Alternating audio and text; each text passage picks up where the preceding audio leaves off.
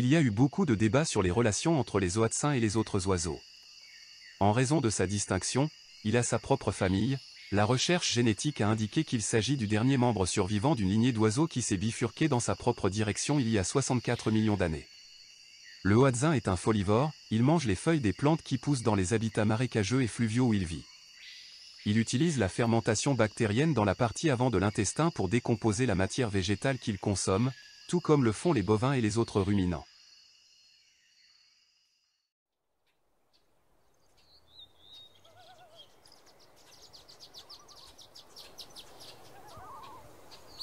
La taille et le poids de l'aigle de Haast indiquent une force de frappe corporelle équivalente à un bloc de béton tombant du haut d'un immeuble de 8 étages. Son grand bec pourrait également être utilisé pour déchirer les organes internes de sa proie et la mort aurait alors été causée par la perte de sang. Les premiers colons humains en Nouvelle-Zélande se sont fortement attaqués aux grands oiseaux incapables de voler, y compris toutes les espèces de hémoa, les chassant finalement jusqu'à leur extinction vers 1400. La perte de sa proie principale a provoqué l'extinction de l'aigle de Haast à peu près au même moment.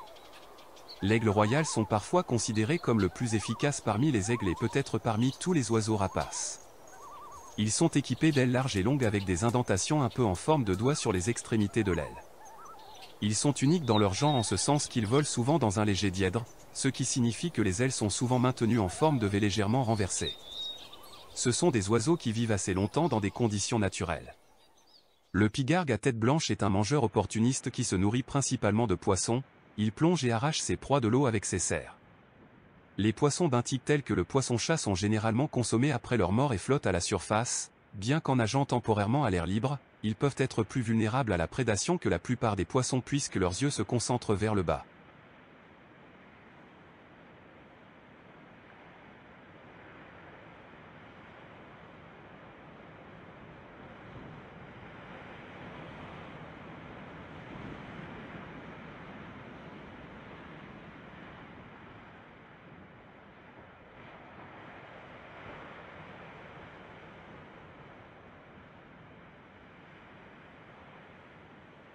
En moyenne, l'aigle de mer de Steller est l'aigle le plus lourd du monde, à environ 5 à 9 kg. Il est connu pour faire un cri d'aboiement profond lors d'interactions agressives. Les poissons représentent environ 80% du régime alimentaire des aigles. Ils chassent le plus souvent depuis un perchoir dans un arbre ou un rebord rocheux au-dessus de l'eau, bien qu'ils puissent également chasser en vol, tout en tournant au-dessus de l'eau. Une fois localisés, les proies sont capturées en plongeant.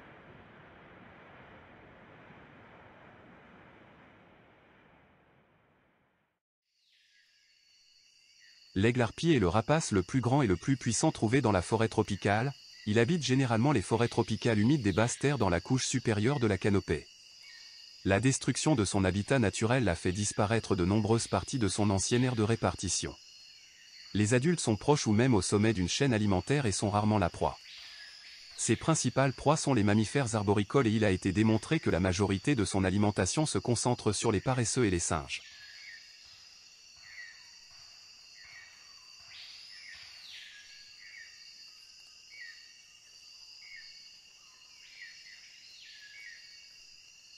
En raison de leurs similitudes écologiques, l'aigle couronné est le meilleur analogue africain de l'aigle harpie.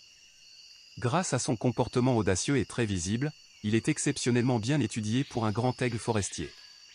En raison d'un niveau relativement élevé d'adaptabilité de l'habitat, il était jusqu'à récemment considéré comme se portant bien selon les normes des grands rapaces dépendants de la forêt. Cependant, aujourd'hui, on pense généralement qu'elle diminue beaucoup plus qu'on ne le pensait auparavant en raison de la destruction quasi-épidémique de la forêt tropicale africaine indigène. Le serpentaire bacha, comme son nom anglais l'indique, est un mangeur de reptiles qui chasse les serpents et les lézards dans les forêts, souvent proches des prairies humides. Cette espèce est une espèce résidente, mais dans certaines parties de son aire de répartition, on ne la trouve qu'en été. Ils appellent beaucoup en fin de matinée depuis leur perchoir où ils passent beaucoup de temps.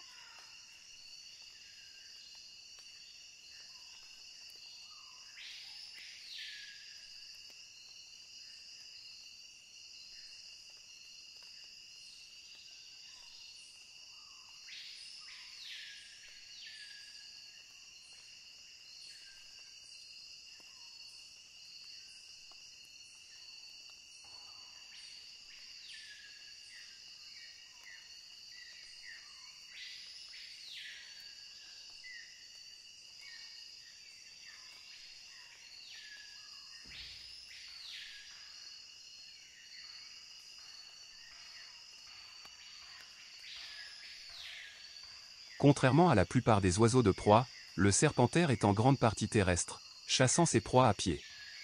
Les adultes chassent en couple et parfois en troupeaux familiaux, traquant l'habitat à longue enjambée. Les proies sont souvent chassées des hautes herbes par les oiseaux piétinant la végétation environnante.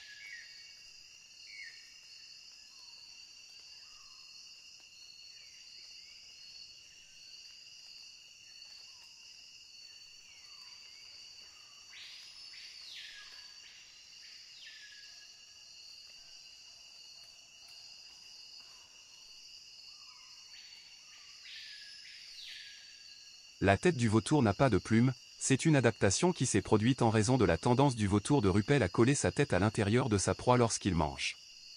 Sans l'adaptation, l'alimentation deviendrait extrêmement désordonnée.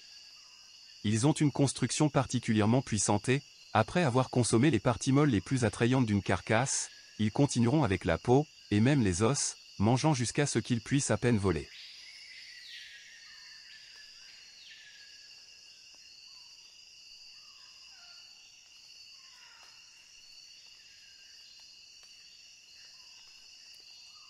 De la taille et de la structure de ses ailes, on en déduit qu'Argentavis volait principalement en planant, en utilisant le vol battant uniquement pendant de courtes périodes. Il est probable qu'il utilisait également des courants thermiques. Cette espèce semble moins adaptée aérodynamiquement à la prédation que ses cousines. Il a probablement préféré récupérer des charognes. C'est le plus grand oiseau volant de tous les temps. Le condor des Andes est un des plus grands oiseaux volants modernes et, contrairement à la plupart des oiseaux de proie, le mâle est plus grand que la femelle. Il existe une structure sociale bien développée au sein de grands groupes de condors, avec une concurrence pour déterminer un ordre hiérarchique par le langage corporel, le comportement de jeu compétitif et les vocalisations. Certaines estimations de la durée de vie des oiseaux sauvages ont dépassé 50 ans. Le genre Sarcoramphus, qui ne contient aujourd'hui que le vautour royal, avait une distribution plus large dans le passé. Le vautour royal plane pendant des heures sans effort, ne battant que rarement des ailes.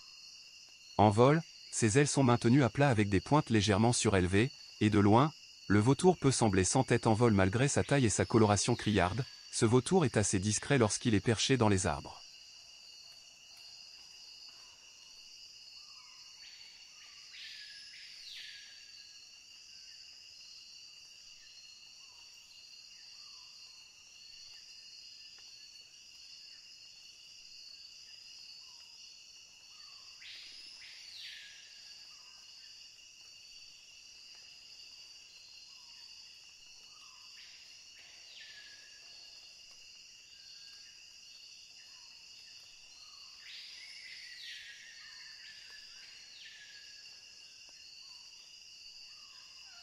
Le hibou géant cubain était un oiseau presque incapable de voler et on pense qu'il s'agit du plus grand hibou qui n'ait jamais existé.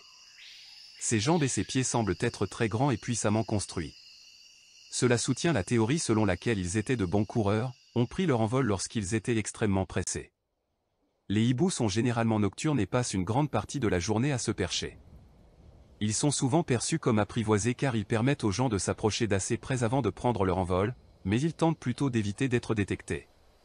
En raison de leurs habitudes nocturnes, ils ont tendance à ne pas présenter de dimorphisme sexuel dans leur plumage. La chouette de l'Oural se nourrit de rongeurs et d'oiseaux de taille moyenne à grande.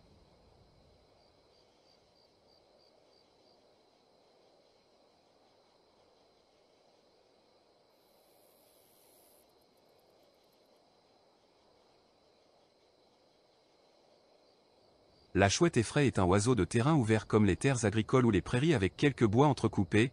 Ils ne sont pas particulièrement territoriaux mais ont un domaine vital à l'intérieur duquel ils se nourrissent. Les petites proies sont généralement déchirées en morceaux et mangées complètement, y compris les os et la fourrure, tandis que les proies plus grosses sont généralement démembrées et les parties non comestibles jetées. La chouette effraie a une ouïe aiguë, avec des oreilles placées de manière asymétrique.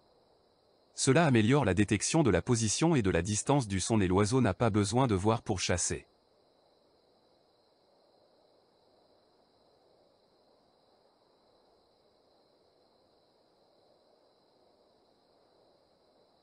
Le harfang des neiges est un nicheur au sol qui chasse principalement les rongeurs et la sauvagine, et mange de la charogne de manière opportuniste. La plupart des hiboux dorment pendant la journée et chassent la nuit, mais le harfang des neiges est actif pendant la journée. Cependant, Il semble s'orienter vers le soleil ou le vent en fonction des conditions météorologiques dominantes, il est donc probable que l'orientation du vent et du soleil soit associée à la thermorégulation.